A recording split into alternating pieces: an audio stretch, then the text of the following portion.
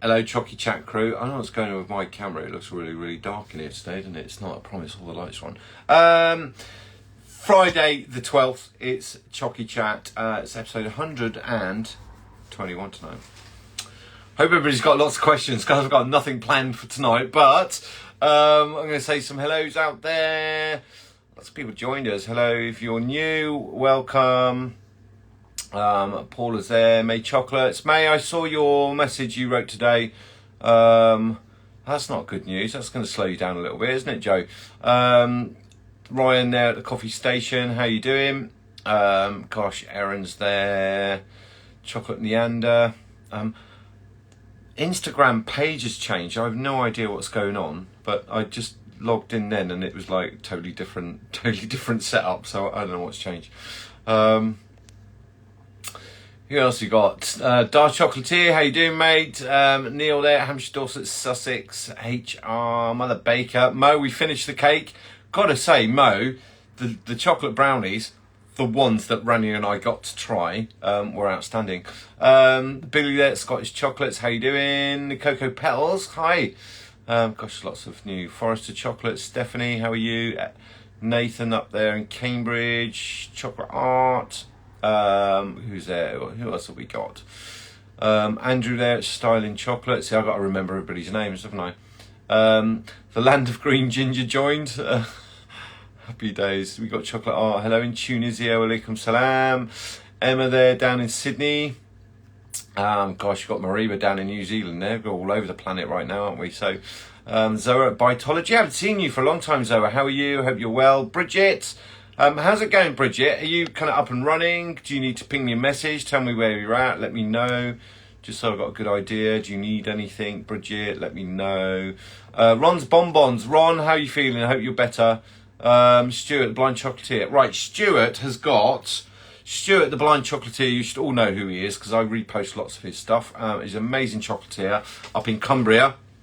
So he's got the Kadzama, the mini Kadzama incubator, the same one that I've got. He's got that for sale. So if you go to his page, if you're in the UK, I don't think he's wanting to ship that kind of around the planet. But if you're in the UK and you're looking for like a mini Kadzama, he's got one. It's been well looked after.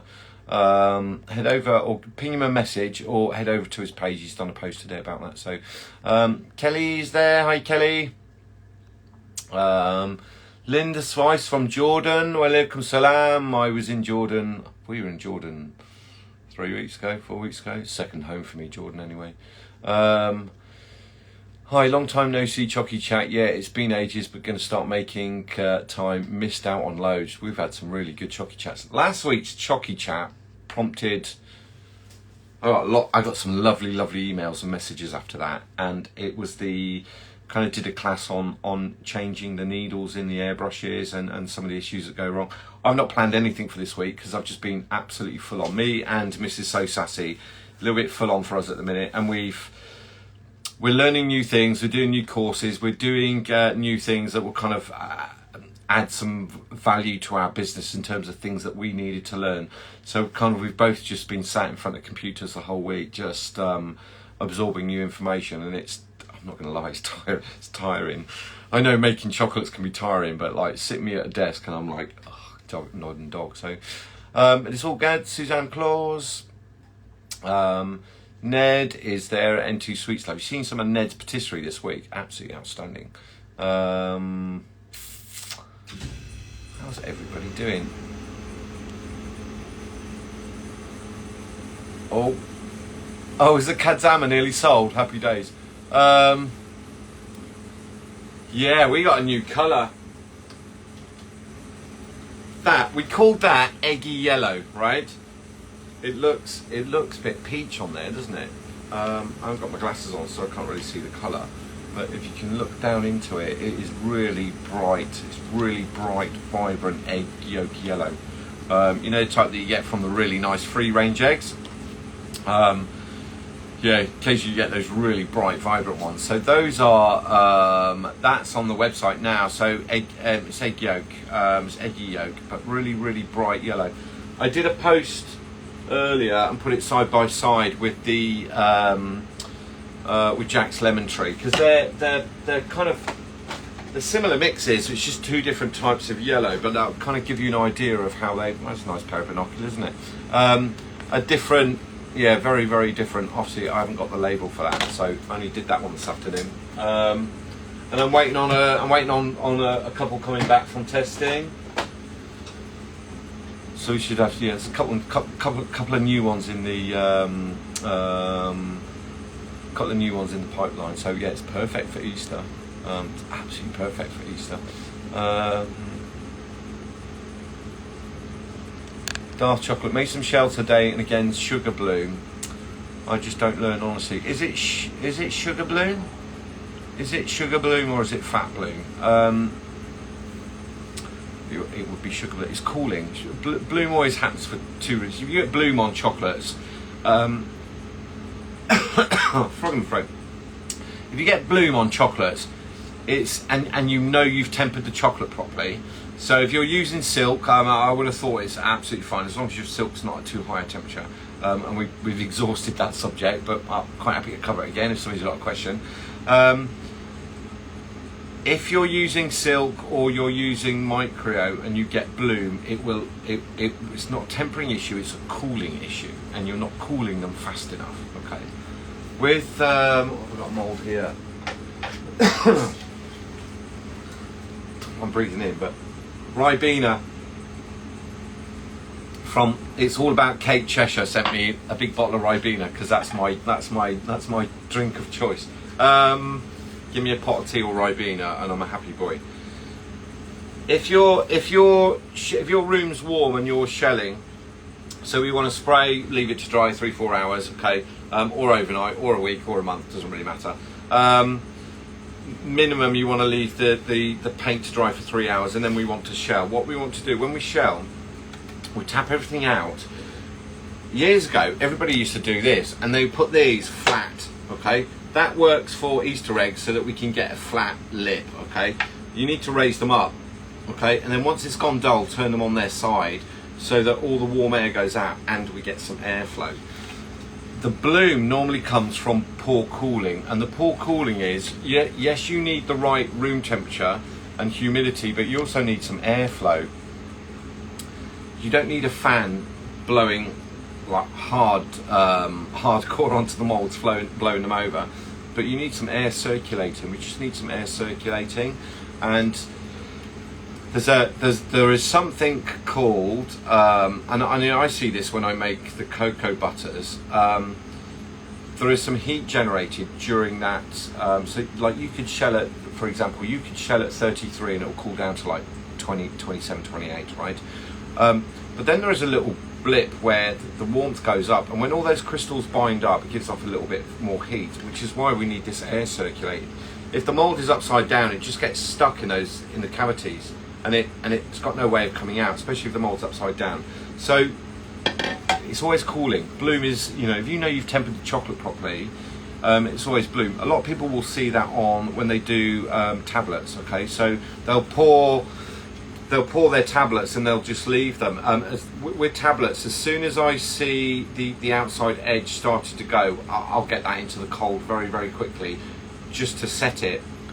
But it's likely I'll take them out before it's fully crystallized all the way through. Obviously, I can't see that, but it's just to seize and solidify that top area of chocolate. It's exactly the same with the shelling. But bloom, like if you know your tempering's good, and you've tested some, if you do that, very often it will be the cooling. It's just not enough. It could be the right temperature, but it could just be the wrong air circulating, right?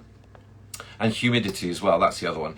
Any humidity, I find that's, when it gets warmer, we get to like May, June, quite happy to make chocolate in a room that's 23, 24 degrees, but I have to watch how fast I cool things down, and that I don't cool them down too quickly or too slowly, and it's kind of real balance. You certainly see more bloom when the room gets warmer, and very often if you just put a fan circulating air, just blowing the air around, it kind of, you don't get any bloom problems. So what's the difference between truffles and bonbons? I know this is a blonde question, but I might be up for a new job. Truffles generally are round, completely round. Yeah, truffles are normally considered completely round, whereas bonbons are cast and shelled, right, and then filled and then capped. Whereas truffles can be made from a single ganache and then rolled into something else, or dipped, or what have you. Or they can be shells, bonbon shells that you fill, and then you would kind of hand dip and roll, and then either put into cocoa powder or another kind of inclusive. What do we call them? The kind of texture. So it could be rolled in peanuts, could be rolled in hazelnuts, could be rolled in vermicelli or cocoa powder, all those kind of bits and pieces. But that's how I would describe it too. Words that people use to describe, like bonbons, pralines is a perfect example. There are parts of the world where pralines, what they call pralines, we call bonbons. So it doesn't necessarily,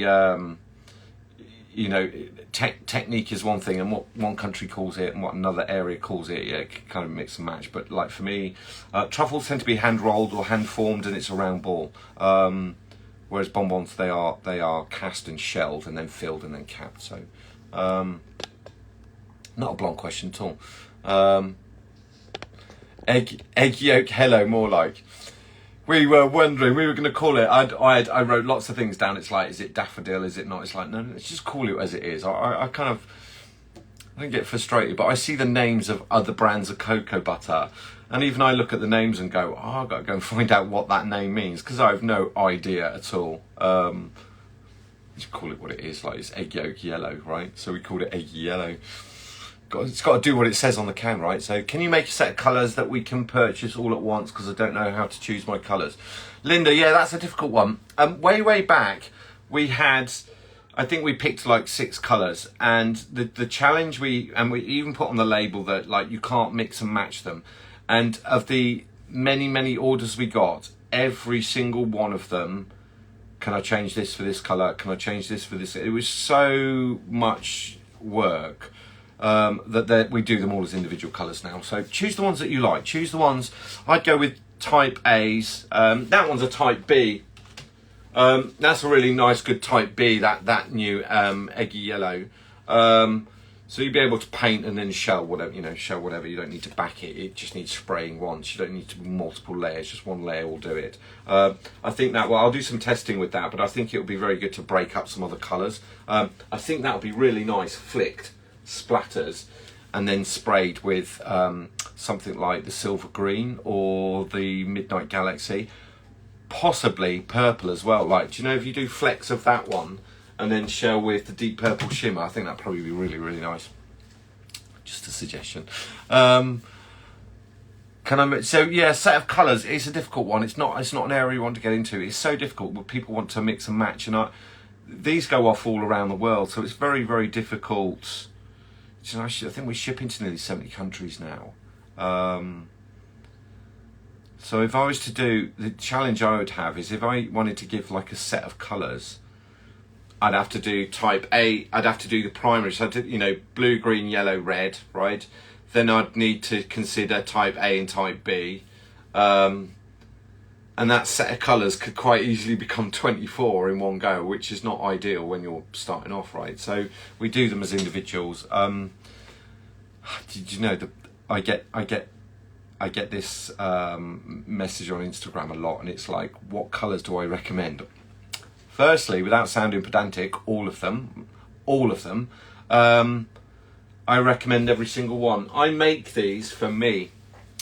I started making these for me, and because if they work for me, they will work for you. If I can get them to work, you guys will, if it doesn't work for me, a lot of you be in trouble, right? So we create the colours that I wanted. I'm not great with colours, if everybody knows. I've got glasses so I can see.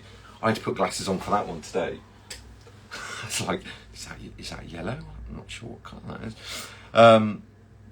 It is yellow.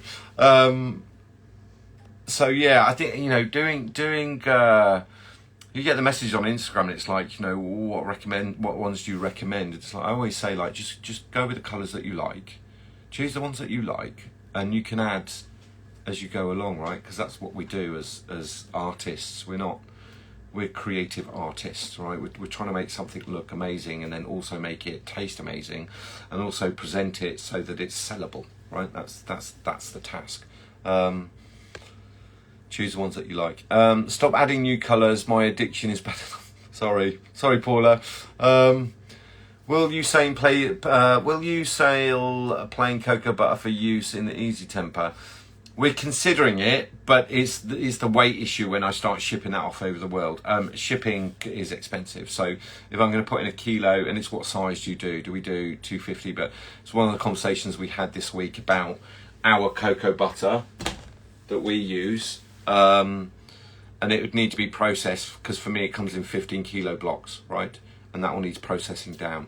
That doesn't go into melters just as it is, because it takes days to melt, and it's the one that we have is fully tempered, so it's like concrete, right? So I'd need to do some additional processing, but it is true it's much more fluid at a low temperature, and I've proved this time and time again by getting different brands in. But it's a conversation we had this week.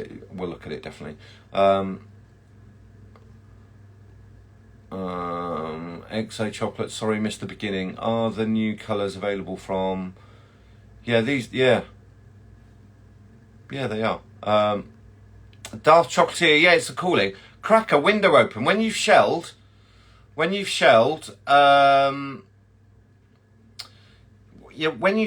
nothing wrong with cracking a window open and then just lining everything up and let, certainly this time of year, just letting some of the cold air circulate, right? If you open a window at one end of the house and crack a window where you're working, you want to do it that way round. You want to open the furthest one and then open your window where you are, and the draft will go that way, right? If you do it the other way round, it should be blowing a hoolie through your house. Just crack a window open. It's only, that crystallization and retraction, it can take 30-40 seconds, right? But it's a question of getting that temperature and air circulation. So question, is the vegan encoded popping candy fine in giandujas? Yeah, popping candy is really good in doujas and praline. I would never put it into ganache, Stuart. It will explode. I had a lovely question today about popcorn as well, which I can answer. It can't go into anything with moisture content, right? So it doesn't do very well in a caramel. The reason caramels have a long shelf life is just how closed cell that filling is, right? So and also the high temperature that we take it to tends to cook off anything bad that was in it bacteria wise.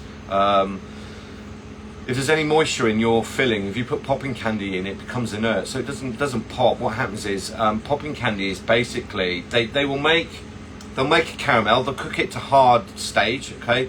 They'll put it into a cylinder and they'll charge it with CO2, and as it cools down, all those little pieces trap those tiny little bubbles of air.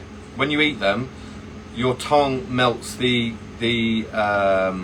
caramel, the hard caramel, and it cracks open. That's what the popping is, right? So, and then just process those down in small pieces. If you put that into a filling like a ganache, what happens is that outside caramel melts. The gas escapes really, really slowly, so that it doesn't pop. So it kind of becomes inert, so it just loses that effect. If you put it into gianduja or into praline, it lasts months. It's absolutely brilliant. The other thing I'd say is you used to buy there were big containers of popping candy, but you couldn't use it quick enough. And if you've got a little bit of humidity in your room, you'll find that it kind of becomes inert as well. If I'm honest, I would prefer to buy, if you just go to your local shops and buy the tiny little packets, you'll get kind of more bang for your buck, if that makes sense. You can buy the big tubs, big kilo tubs, but they don't last very long. Or you can't use it quick enough, so it kind of becomes inert. If you go and buy the tiny little kind of 25 by 20 gram packets, right? They seem expensive, but you'll get a better effect in your chocolate. The thing I like about popping candy is that whoever eats it, it doesn't matter what age group has it, they turn into a child. And I've done this, where I do my talks, and there's a generation that we do the talk to, and they're kind of all in their 60s and above. They'll all walk around with their tongue sticking out, with popping candy going. So it doesn't matter. It really brings out the kind of infant in everybody. I like popping candy. I think it's a great texture. You just don't put it into ganache, don't put it into caramel, just put it into giandujas, put it into praline, and it'll be good, right? don't put it into don't put it near anything that's Pacta-free or fluid gel. It doesn't work. Watched the airbrush class this week, really enjoyed it. Just need more airbrushes. Sentence enhance Brexit. Oh, are there no airbrushes? I got some. Are there no airbrush? I've not had a look. I went and bought a lot. Sorry. I need them for hands-on classes, which just seems to be getting busier and busier and busier for hands-on.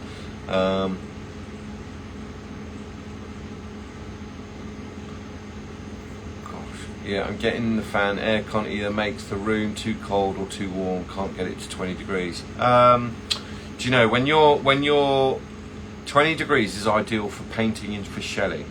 If you can get it down to 14 for stuff to start retracting, shrinking, that's probably a better temperature. 21 degrees, absolutely fine for painting and shelling. Don't want it much colder than that. Otherwise you end up spraying velvet, right? If your cocoa butter's too cold, and your room's too cold and your mold's too cold, when it lands you get cracks in it, microscopic cracks in it, and then when you turn it out, that's when your chocolates look dull. To give you a good description of it, if we had a mass of coloured cocoa butter, as it cools down and those crystals form, instead of each one lining up with each other, what happens is they get little gaps in them. Okay, and those little gaps are that's microscopically, right? Those little gaps are what makes your shells look dull. So it's normally spraying with a mold that's too cold, or cocoa butter that's too cold, or a mix of the both, right? You take cocoa butter down and then just warm it slightly. If your mold is cold, if your room's cold, you use the cocoa butter warmer. If your room's warm, you use the cocoa butter cooler, right? Melvin's joined us there. Hi, Melvin. Yeah, let's not start on Brexit. I can. Randy and I had this conversation. I can send things to Australia, New Zealand, Canada, Japan, the Philippines. God, where else have we? Just all over the planet. But sometimes just trying to get something to Holland nearby, absolute nightmare. I don't know why it's so difficult to ship to that region. It's always something. It's always another form. Everything needs to be signed 9-10 times and stamped, and it's just, I don't know. I'm not going to get on my Brexit high horse, but nobody, lots of countries around the world, they won't charge import tax below a certain amount, right? So America, it's like $1,600. Below that, there's no import tax.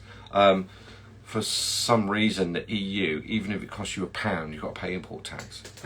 But our products don't have VAT on it.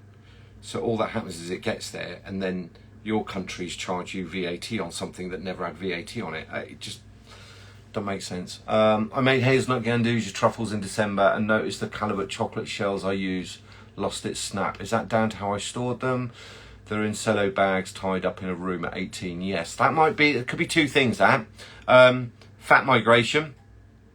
Generally speaking, you get less fat migration in milk chocolate and white chocolate because there's additional products in there, and it's about how closed cell that chocolate layer is. Dark chocolate is a bit more open celled, so you get quite bad fat migration when you use just dark chocolate, but milk chocolate not so much. So if you do get, you will get fat migration because eventually it goes through. This is a thing with giandujas and pralines, right? And I get this question a lot. What ratio? And the only answer, there's no right or wrong here, right? So if you want to do 50-50, 50% nut paste, 50% chocolate, that's fine. It will be quite firm, okay? That's quite nice if you're looking for a bit more like a tablet or a bit more of a solid bar, because you want it to retract and come out. For a filling, it'd be a little bit too hard, 50-50, or even if you did, if we were doing framed pieces, we might be doing 70% chocolate to 30% nut paste. So, and different layers, right? That would be too firm to pipe into, for me, that'd be too firm to pipe into into a bonbon. For a truffle, it would be ideal. But if you went the other way, if you were doing a frame and you did 70% nut paste, 30% chocolate, the frame would be too soft and you wouldn't be able to cut it, you wouldn't be able to manipulate it. And in a bonbon, it's not firm enough and you're going to have too much fat. It's called lauric fats and they just float round, right? They just float round. There's not much you can do about it. Tempering will solve it, but only for so long. It's really that mix. It's whether you do 50-50, 60-40, 70-30. It's really up to you. What I would say is, I like truffles where the filling is firmer than the outside shell, because I don't want to eat the shell. I want to eat the filling, so the filling needs to be firmer, if that makes sense to everybody. If you've got truffles and the filling is really liquidy, what happens is when you eat it, the filling's gone and you're left with the shell, and the shell's the cheap bit, right? So with that in mind, 60-40 is good, 70-30, just to have a firmer filling. Whereas if that was for a truffle, whereas if that was a bonbon, it'd just be a little bit too hard. You kind of have to really, really bite it to kind of get into it. Because bonbons generally, so in my view, generally they're not one bite. You know, they're a little bit too big to have one bite, unless you've got the really tiny, like 8-gram ones. But most bonbons are like 12 to 15 grams. It's a bit more than one bite. It's a little bit messy if we put the whole thing in. So, anyway, if it's lost its snap, yeah, it could be how you stored them, Zoa. 18 degrees would be fine. It's just, you know, was there any fluctuation in that? 18 does seem a little bit warm. 13, 14, 12, 13, 14, 15. I think with the truffles, I would, like I do, we will make them, we bag them up, we seal them, and we just store them in the fridge anyway, because nothing bad's going to happen. I'm not worried about like with a ganache that's dehydrating or anything. It's going to be absolutely fine. I hope that answered that. What else have we got? Any recommendation on chocolate melters? Would mold or Martitello be the best? Mine are all Martitello, and I really like them. Neither are hugely accurate. I'll tell you that right now. They are melters. They are not temperers. The way the system works is you've got this plate, and underneath you've got heating panels, which turn on and off. So the machine might be set, like these are set to 36 at the minute. They're set at 36 because that's the minimum temperature it will go to, but it will go higher than that in the melting process. So I like my Martitellos. I really do like them. I've not had any issues at all, even when I use them for chocolate. Challenge is when you put a lot of chocolate in, you get separation. So when you lift the lid, you've got like cocoa butter, stir that back in. It's absolutely fine. So yeah, I like my Martitello. They're not accurate though, and you just need to know that. I think that you're not paying for, this is accurate, easy temper, but you're paying for that technology, right? Same as the Kadzamas. You're paying for really, really minute changes in temperature that are very, very accurate. Whereas melting tanks, it's not. It's just a thermostat that clicks on and off. If you set it to 36, that's the minimum. So if it drops down to 36, it turns back on, warms everything back to like 38, 39, turns off, waits for it to cool back down to 36, and then turns on again. That's how they work. Not super accurate, but I don't recommend tempering in those anyway, unless you can get the chocolate melted, get it all at the right temperature, and then turn the machine off, then add your silk and do it that way. So hello in Venezuela. Egg yolk, hello. Complimenting it's happy days. It is bright, I'm not going to lie, it is really, really bright. The phone, when I did the video on the phone, and then I looked at the video, it's like, they don't even look the same.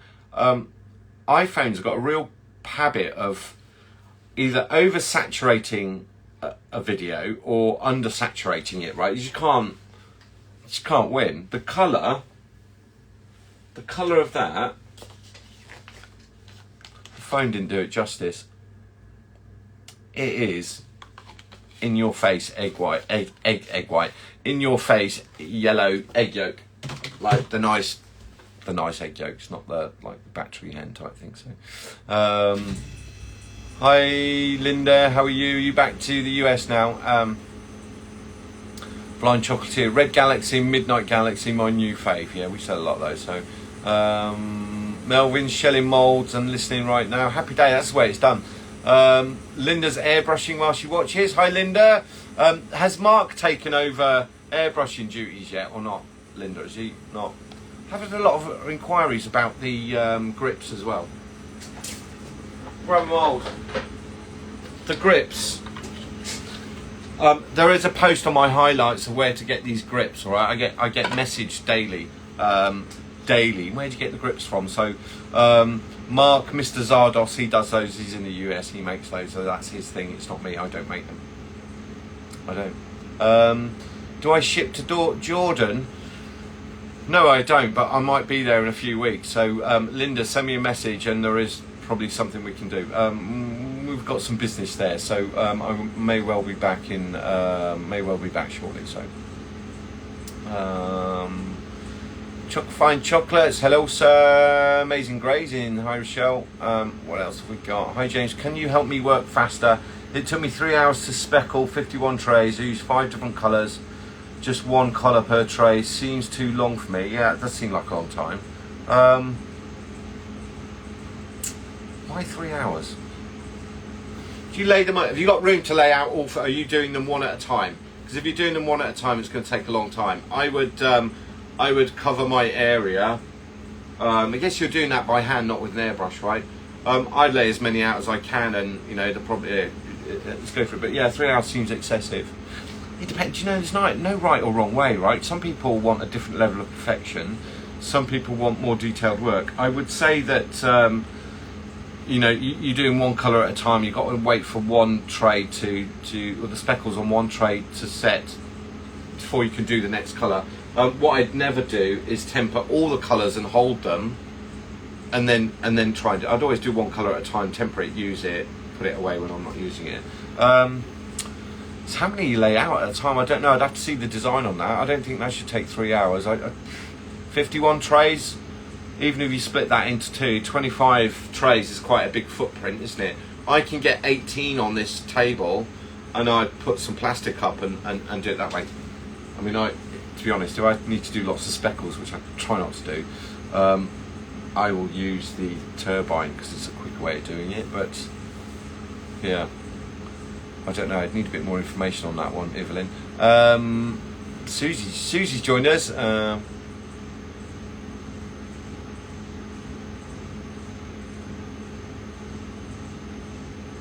I was looking to get iCam chocolate for filling to lower costs. Is it decent? I was looking through the group earlier. Yeah, it is. I like the iCam. Not all of it. I tell you what I do like. I like the Mabel, the 54. That's really, really nice. The Edelweiss by iCam is absolutely outstanding. It's less sweet than all the other white chocolates I've ever come across. So from that point of view, it's more milky. But because it's not sweet like W2, it's just got so much more variety of usage, right? Because I can put that into caramel. I put white chocolate into caramel and make a blonde caramel without sweetening. Because if you put W2 into a caramel, you're like, you know, she's like, yeah, do you want some diabetes? People are going to be looking for insulin, right? W2 is just too sweet. And then things like Zephyr is too fluid and again too sweet. The caramelized by iCam, I liked it. It looks a bit strange when it's melted. I'm not going to do it. It kind of looks like it's split, right? It hasn't, but it kind of looks like it's split a little bit with the iCam. If I'm honest, the Mabel I like, the Edelweiss I like.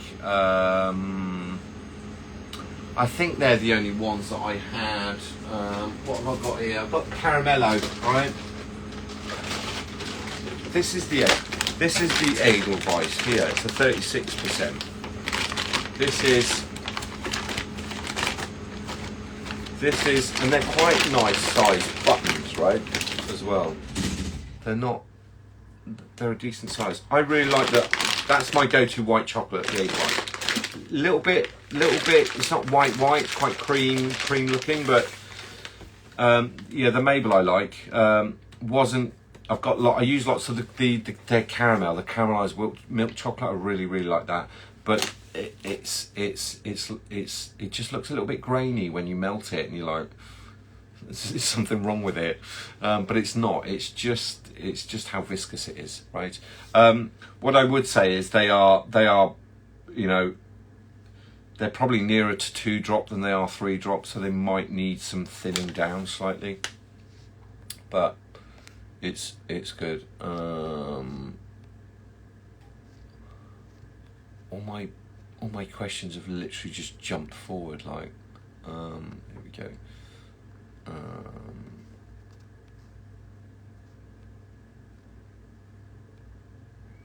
Sorry. Okay, got that one. So,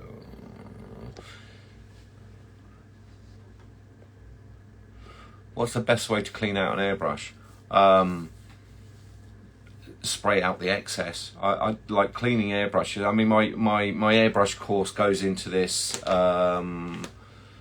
massively, changing colours and doing all those bits and pieces. But warm up the brush, give it a wipe out, spray out any excess, and then put the new colour in. Don't ever put water in it, spray water through it. You can get cleaning fluids to put through them. I'm not a fan of those because in the back of the brush, not all of them, but the majority of them, Seren was in it. Seren was doing a Chocy chat earlier, so I've got brushes everywhere and bits everywhere where she was just doing a bit to camera, right? So I've got bits. I'll have to go and find all the bits of the airbrushes.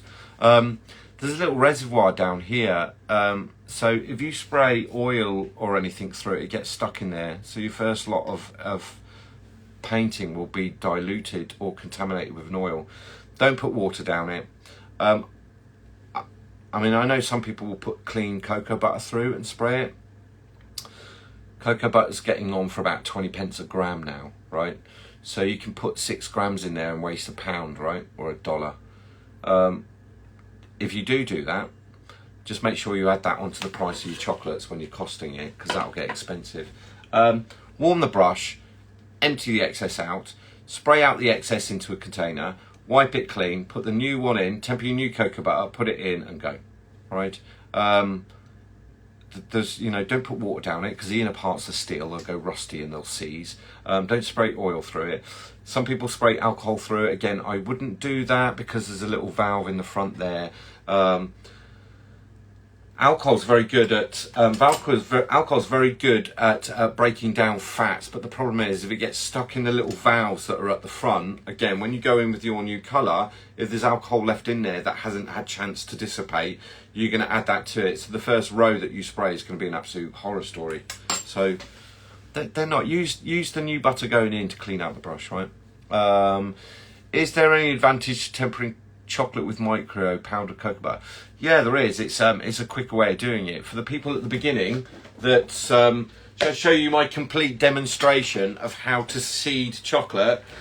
Take warm chocolate, you put the seed in, and then you stir for a day, okay, till it gets to 27.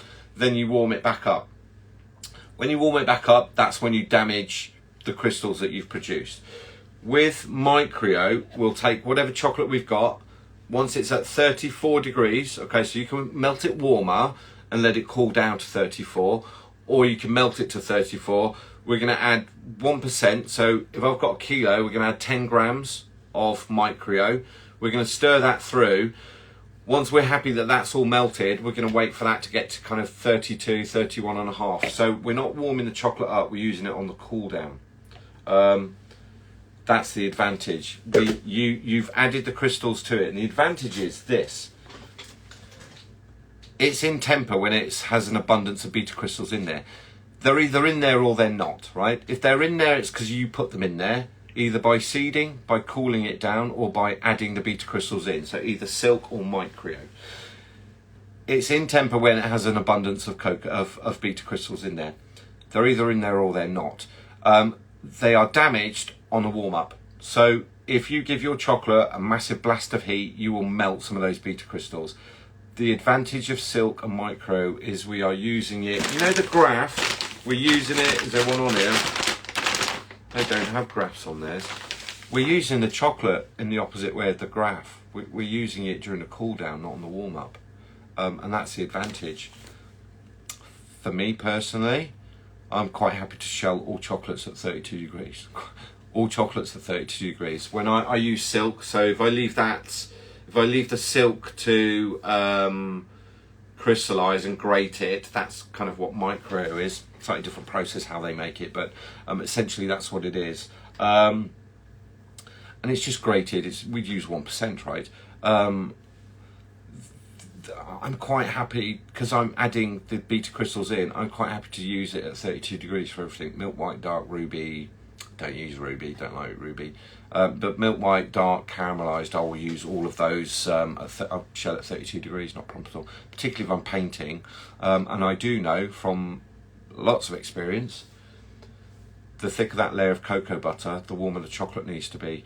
The problem with seeding and some of these desktop tempering machines, if you try and take the temperature up, they're not hugely accurate. And the damage is the beta crystals on the warm up. So if you warm up chocolate too aggressively, you will melt the beta crystals, and that's what you need to make the chocolate shrink so it comes out of the mold shiny with snap and all those bits and pieces, right? So it is straightforward. There was a lot of misinformation early on. I mean, one of them I heard about Mycryo. I came across Mycryo, and I think it was like 1993, and it was Roger Peasy, who's now the development chef at Fortnum and Mason, actually. And he is the one that said, these are beta crystals, this is what's in chocolate. And we started using it then to temper chocolate.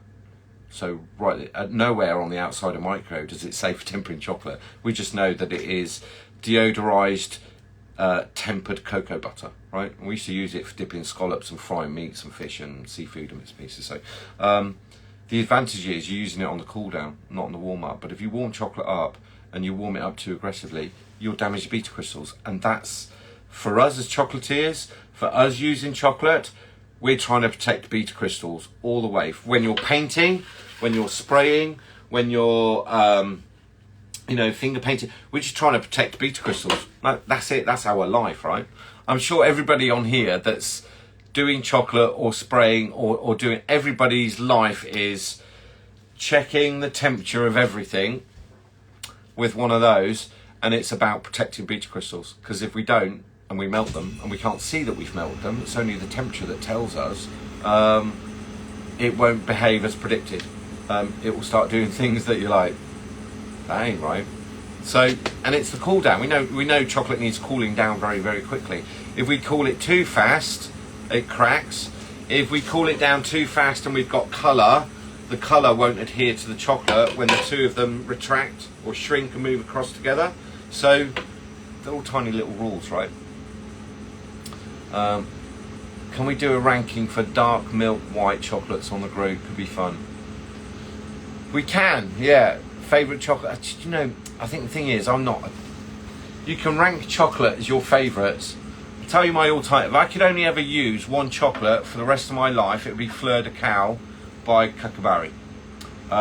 It's a 72% dark chocolate. I absolutely love it. Right fluidity, right sweetness. It just ticks all the boxes. I like the Manjari by Valrhona, but I don't like the price of it, and I just don't think it's. Honestly don't think it's worth that price. I'm not a chocolate snob. My other favourite is Gold by Calibert, right? Which everybody knows. I'm not a chocolate snob. I choose the chocolate based on what the filling's going to be. I don't like shelling in expensive chocolate. I think it's a waste. It's diluted with colour and bits and pieces. But the filling is the biggest percentage. It's not about 80% of your bonbons is the filling, right? So that's worth putting a good chocolate into. But if it's been diluted down, what you're left with is a diluted version of that chocolate. So it's kind of, it's subjective, isn't it? I think we can on the Facebook page, we can do a who's got your favourite chocolate. Maybe Billy can help me like put a little kind of thing together for that. But I don't know about ranking chocolate. I've got my favourites. Everybody has their favourites. There's nothing wrong with 823 if you ask me. 811, 823, nothing wrong with them at all. Not for some fillings, for some things, but you know, W2's good, a little bit too sweet. Prefer the Edelweiss, prefer something not as sweet, so I can start balancing flavours, looking at sweet and sour and savoury and salt and those things. So don't know. I like lots of varieties. I'm not stuck on the brand. I was chatting to Chris Harvey about this. I aim myself at one brand when it comes to chocolate. There's so many different things that I like. I just don't want to be tied to one when I know there's another one that will give me a different flavour profile. And for me, with the chocolate, it's always about that flavour profile. Nothing wrong with 823 if it's got the right filling. If it's the wrong filling, you might have needed like a 60, a 45%, in which case you'd use the Luca Caribe, or which are great value. So, it's I've got messages all over here at the minute. Anyway, gosh, everybody's painting tonight. Trying out my new airbrush booth. Mark made it. Happy that. I bet that's amazing. Linda, I bet that's like proper. Linda, send me a picture. I want to see what Mark's built, because Mark is like, he is Mr. Designer, isn't he?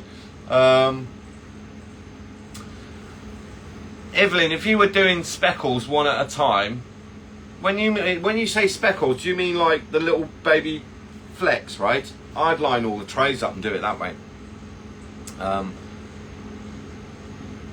What's the best type of pectin for making pâte de fruits? All pectins are good. Whether you get a yellow or an NH. Listen, pectins, this is a really complicated area. Pectins come as slow set or fast set, okay? For what we want, a fast set is better. The only reason and they will all do the same thing. So eventually they will mesh, they will all mesh together and they will bind up. Some are thermo-reversible, so you can go back and melt them again. Some aren't. So generally, I think if I remember right, the yellow pectins are thermo-reversible, but you can only really buy those in kilo tubs. Louis Francois makes the nicest one. You want an NH pectin.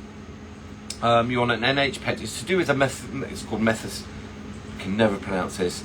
Methicel, right? It's to do with how it meshes. Now, all pectins will do, eventually they will set, okay? And they will set once an acid's been added to it, okay? I'm trying to make this really, really simple. Here's the thing, and pectins come with so many rules. There are so many different brands of pectins, each one is different. So if you keep doing a recipe with different pectins, you're going to get different outcomes, because the strength of one might be 100% and the next brand might be only 50%, but they're both NH pectins, right? You don't want to. Also, the gelling agent is encouraged when it's hydrated below 40 degrees. So if you read a lot of the recipes, it will say to take your liquid to 50 degrees and then add the sugar mixed with the pectin a little bit at a time. The reason we put that in a little bit at a time and stir it is I don't want that mass to go below 40 degrees, because if it goes below 40 degrees, it starts activating. Then when you try and cook it up later, add the acid, what you've done is dilute half of the pectin strength. Does that make sense to everybody? We'd warm it to 50, we'd put the pectin sugar in slowly, okay? And then we're not going to let it drop below that 50 degrees, okay? Then we get more of the sugar in, again, a little bit at a time. Or you put your sugar and your fruit in and you bring that up to 50 and then you put your pectin in, up to you which way you do it. Then we'll cook that to its caramel stage, okay? And then to get the whole thing to set, we'll add some acid. Now, whether you add a dot of acid or lemon juice or a great big slosh of acid, they will all do the same thing. It will cause the pectin to mesh, set and bond, okay? With me? Slow set and fast set, okay? If we were filling 100 jam jars and we had a fast set pectin, by the time we've filled the first 10 jars, what's in the bowl set solid and it won't come out, right? Because that's a fast set. So we would use a slow set pectin. Slow set pectins are for jam, marmalade, glazes, sometimes jellies, fruit jellies, depending on the acidity of it. But we want slow set so that, you know, if we had 100 jars to fill, we can get to the end with a fluid, right? It's really, really that simple. However, you want an NH pectin, and you will need to do some trial and error, because every brand is different. Every one of the best one I've come across ever is Louis Francois, but it ain't cheap, and you get what you pay for. The only challenge is it's a kilo, and you know it's got a 1.5 year shelf life. If you leave the lid off, get moisture in there, you've got other problems. So get an NH pectin, whether it's a 100, a 120, 140, they will all do the same thing. It's how quickly they will set. But don't use for pâte de frites, don't use a slow setting pectin. You want a fast setting pectin, right? Once you add the acid in, you give it a stir, really good mix, and then you pour it and you get it to set. If you want to then turn that into a fluid gel, you take that carpet of pâte de frite, you put that in a blender and blend it down, okay? Don't add water to it. Don't add water to it. Chefs that do that. They'll take pâte de frite, put it in a blender, blend it, add some water to it. You just added water to the very product you were trying to get the water out of, right? It's a bit like making caramels with water. What we're trying to do is get rid of the water, so just don't put it in the beginning. Just make it caramel dry, right? Keeps it simple.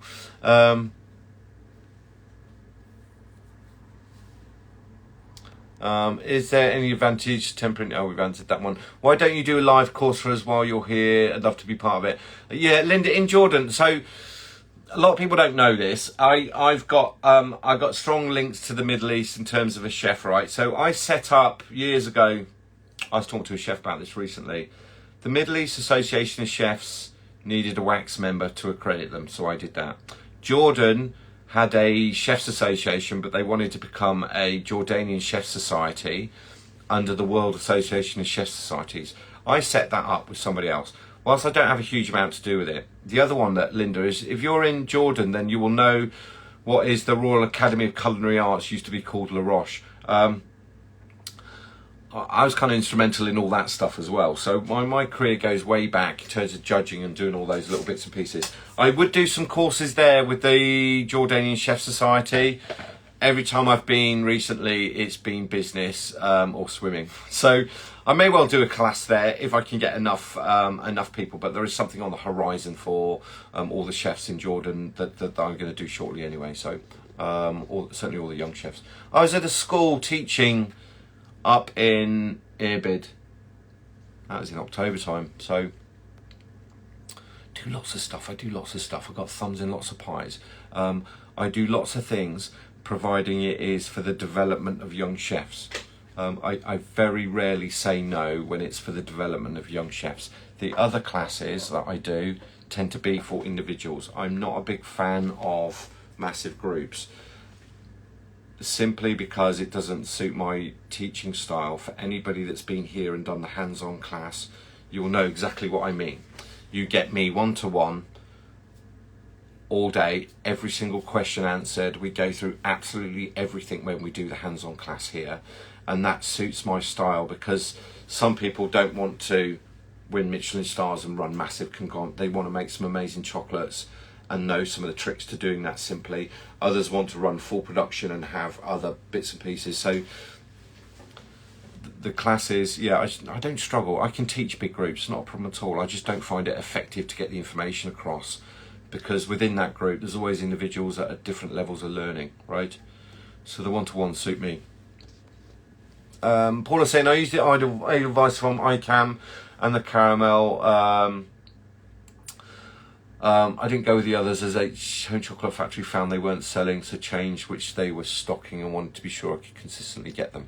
The Edelweiss is really nice. So Nadia, you don't have to apologise for being late. Happy New Year. Sugar Sheila's there. Gosh, there's like so many names here. If you're new, go ahead and ask questions. That's what it's all about. I didn't organise anything for tonight, so I will do something next week. I'm trying to get a guest on next week that you've all heard of and you all like. So I'm just waiting on them confirming, because they've just moved businesses, so it's all a little bit, I don't really know. So Evelyn, I would put 4 or 5 trays out at a time, right? And I'd do it that way, speckles that way, right?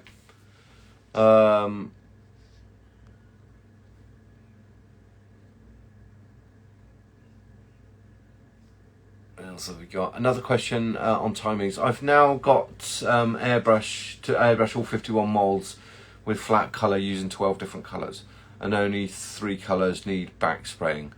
How long would I don't know how long that would take. It depends on volume, it depends on the size of the mould. I mean, generally speaking, with like if I've got the little Spar Max and this brush, I don't think doing one mould takes me more than a minute, probably less than that. Okay, because I'll spray down like that. We'll turn it over. We'll spray that one with a 0.8 needle, right? Evelyn, make sure you got a 0.8 needle, because if you're spraying block colour and it's 0.5, yeah, it's going to take you ages. So we'll spray one side, turn it over, spray the other, and then I'll hold it up and I'll just do those edges. If I'm in a big hurry, I'll spark up a bigger machine, but I don't think it's more than a minute per mould. Probably not even that. It's 40 seconds or so. And again, it depends on the colour, depends on the thickness, depends on the temperature. I would probably run, if I'm doing that many moulds, I'll probably have 2 brushes or 3 brushes on the go, all 0.3 needle, so that as that one gets cold, I'll just grab the next one out, let that come to room temperature a tiny bit, refill that with the cocoa butter, and that one will go back in and get warm, so that I'm not trying to reheat a brush all the time. So I just run a couple of brushes. I think the joy, once these are back in stock, I'll have a chat with that supplier. These are ideal because you can have 2, 3 or 4 of them, right? And if you are really busy and it's that many moulds you've got to do, just jump between the brushes with a little quick change, right? Dolcimara, can we please discuss costings? Does everybody cost per bonbon per tray, especially if it's 2 or 3 layer filling? It's per tray. Don't try and cost per bonbon, right? I know that tray to fill that tray takes 420 grams. It takes 407 grams to fill that tray. So if I filled it, scraped it flat and reweighed it and took the weight off the tray off, to fill that would give me 407 grams. When I tip that out, I'm left with 2.2 on average. Sorry, 2.1 in average, right? So some are 1.9, some are 2.2, right? But generally speaking, so I think that's about 70 grams of shell. That's easy to cost, right? 70 grams of chocolate price divided by 32. Okay, so 70 grams for the tray. Then I know that this will take, so I was doing a salt caramel, I know that this is going to take 320 grams to fill with a salt caramel. So I can work out 320 grams of price of caramel. Then I know the caps are kind of 0.6 grams. Okay, so 0.6 times 32 will give me the 30 grams of, or I call it 30 grams of capping. So I'll be able to work out what a tray of 32 is, then I'll divide that to give me an average cost per bonbon. Average cost. That can fluctuate. So if you start, again, with the colours, so what we do with the colours is, I won't weigh with the colours because there's wastage with colours. There's stuff in the airbrush, stuff. So with the colours, what we'll do is we'll spray all the colours, and then we'll shell, and we'll get that weight, and then we'll fill it, and we'll get that weight and that cost, and then we'll cap it. When we turn them out, whatever the cost of that tray is, I will add 5%, and that will take into account the colours, right? So, roughly speaking, 5% of the value of the bonbons to get the colour that you've used, add 5% to it, and that's kind of a fair game, all right? So 5% total cost of the tray, and if you divide that between the tray, that will give you a cost of those. Does that make sense? But it's an average price, and it can fluctuate, and it can really fluctuate. So you're only looking at an average price, and you want to err on the side of caution. Now, the other thing with costings is writing in wastage. Just because I've used 76 grams on that to shell with, you get chocolate all over your scrapers, you get chocolate on the table, you get chocolate on the side, there's some natural wastage as well, right? So it is worth saying, I'll get to that final price and then I'll add 2% or 5% back on again in terms of wastage, and that'll give me a better average cost over time. You've got seasonal fluctuations as well, because what you're doing is creating a menu and then costing a menu and dividing it by how many molds you've got, how many cavities you've got. So, you know, pâte de fruits, you can't make enough, you can't make the amount for the mold that you've got. And if you can't reuse the excess that you've saved, again, you're back to having kind of wastage. So it's knowing your recipes and knowing the recipes that you've got that will fill the mold that you've got as well, right? We can do some costings next week. No, I've got a guest next week. I will, I'll think about, we'll do a night and we'll do costings just on Chocy Chat, right? And just in terms of how would I do them. So what's the difference between deodorized and non-deodorized cocoa butter? Does it make a difference in flavor? Yeah, if you use non-deodorized cocoa butter in white chocolate, it can taste a little bit funky as a ganache, right? It's really the processing. I mean, they are very, very different. It depends what you're using the cocoa butter for. It really, really does depend on what you're using it for. Deodorized chocolate and non-deodorized cocoa butter can, like the really, really cheap ones, can smell really acidic. They're really low. You get your nose near it, it's a little bit off-putting, right? Well, if you put that flavour in, just say you made like a passion fruit. Imagine if you made a passion fruit ganache, but you wanted to stabilise it more, and you put in non-deodorized cocoa butter. You kind of have this funky flavour on the back end of it.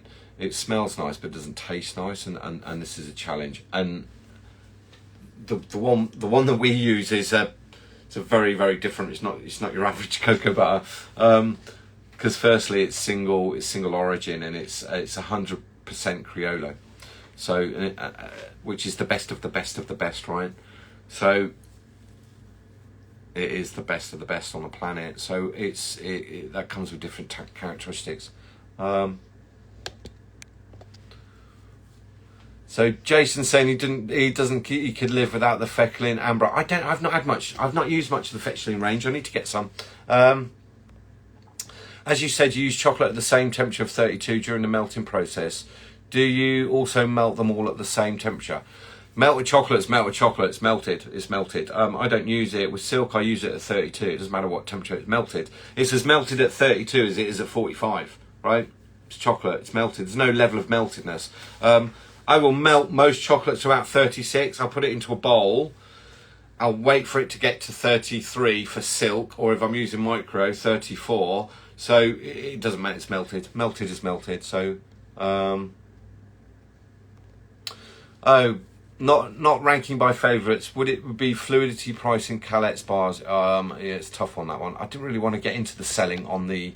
I removed quite a few posts this week for selling on the Chocy Chat page. I just don't want it on there, because before you know it, it just becomes like the forum and it's just full of adverts, right? And it's not helpful. Chocy Chat was about people sharing information. If you found something that you want to share with everybody because it's good information on the Chocy Chat page, Facebook group, absolutely fine. Don't have a major problem with that. But even Stuart that's selling his Kadzama, I just don't want selling on there, because before you know it, there'll be hundreds of Chinese packaging adverts, vanilla beans from all over the planet. The Chocy Chat page is for information for chocolatiers, without the I'm going to sentence it, without the bullshit and without the sarcasm, without the you all know what I'm talking about. You post something on the forum and you don't get anything helpful. You just get middle-aged men who just got nothing better to do than just send sarcastic messages about what you posted, right? So I don't want the page to be about that. Chocy Chat is about being super positive, super helpful. Whether we can do best prices, I don't know. I don't know whether that falls into selling or not. So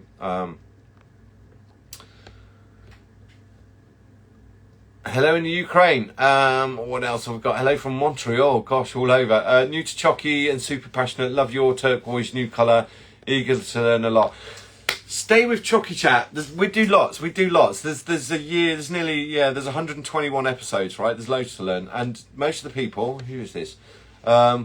Floor Cali 28 is new. Say hello, everybody. Yeah, it's a good group. It's nice people. Best people on the planet are here at 8:30 on Friday nights, right? Without a doubt. They're some of the nicest people I've ever met in my entire life. And I'm getting on a little bit. I've met here on Chocy Chat, right?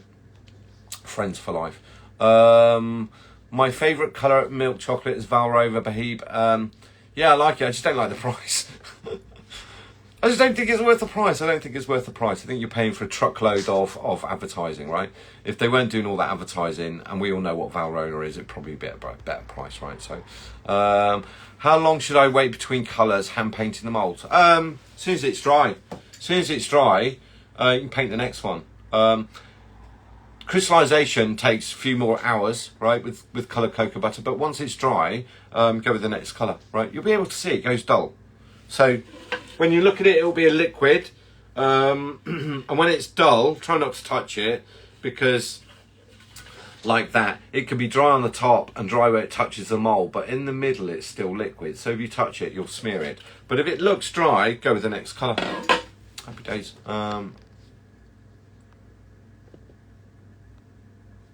Right, there's lots of okay, let me have a think about how we will do. We'll do a night with costings, right? And I'll advertise it a little bit earlier.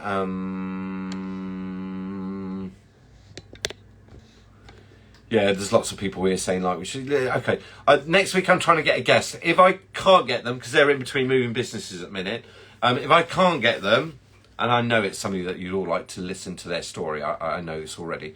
If we can't do that, we'll do the costing. So so bear with me, and we'll have a look at some costings in terms of cost of ingredients. I'll do some little exercises, which I would then post onto the Facebook Chocky Chat page, and then everybody have that documented. All right. So happy days.